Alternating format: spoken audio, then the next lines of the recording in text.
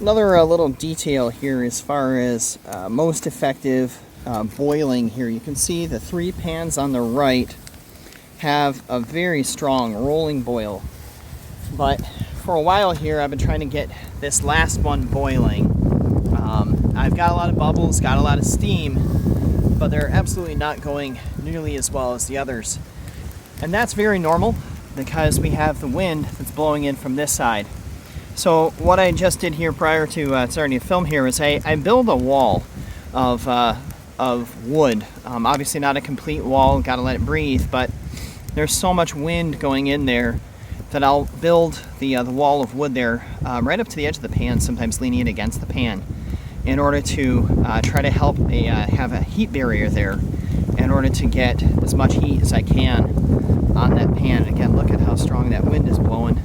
And obviously wind just kind of comes with the territory. So having the fire overhang the edges of the pan is ideal. I can probably push that pan in a little bit if I wanted. You can see how I have air gaps between all of them. And again over here, the fire overhangs the edge. Plus, obviously, this is the down, less windy than the other end. So the wind is just something to keep in mind.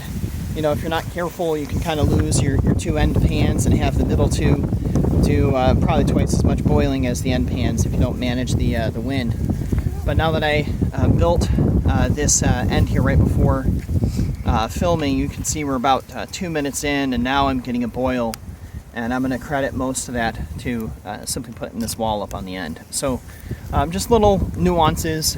Once you boil enough, you start to notice things and say, why are the middle 2 the only ones boiling? And practice makes perfect. I prefer small diameter pieces of wood in order to have the most amount of surface area for burning in there, but then on the end I'll put some of these bigger pieces in order to help build up that wall. And then obviously once they burn down real nicely, and of course I'll just shove them on into the end. So wind management again can make a big difference in how effective your boil is.